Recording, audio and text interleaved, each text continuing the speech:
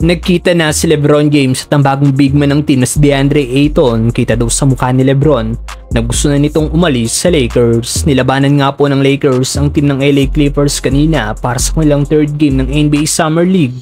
Ganda nga po ng inilaro ni Bronny kung saan siya naging leading scorer ng Lakers at gumawa ito ng 17 points, 5 rebounds at 5 assists. Shooting 6 of 10 sa field at 3 of 5 naman siya sa 3-point area.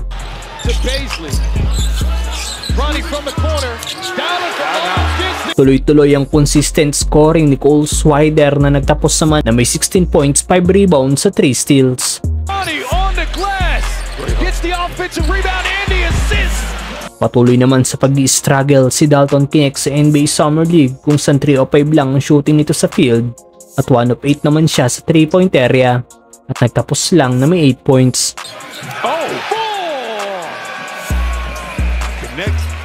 Spotted ulit kanina si LeBron kasama ang kanyang asawa at bunsong anak na nanood sa laro ng kanyang panganay na si Bronny at ng Lakers. Hindi lang si LeBron ang nanood ng laro ng Lakers sa Summer League kanina dahil present din ang ibang player ng team na sina Austin Reeves, Jackson Hayes, Jared Vanderbilt, kasama ang dalawang bagong player ng team na sina Jake LaRavia at DeAndre Ayton.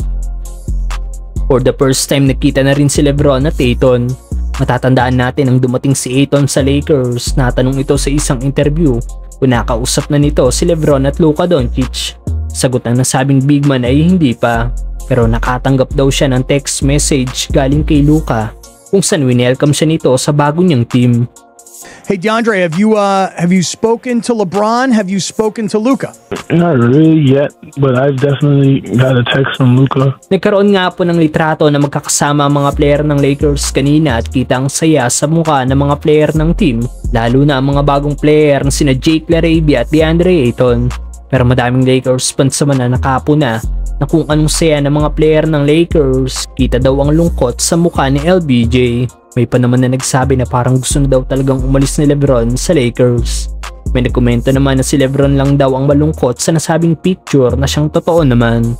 Napansin din ng ilang fan na masyado daw malayo si LeBron sa kanyang mga teammate na para bang iniwan na daw nito ang Lakers. Ano masasabi niyo dito mga brother? Naniniwala ba kayong hindi na masaya si LeBron sa Lakers at gusto na nitong iwan ang team?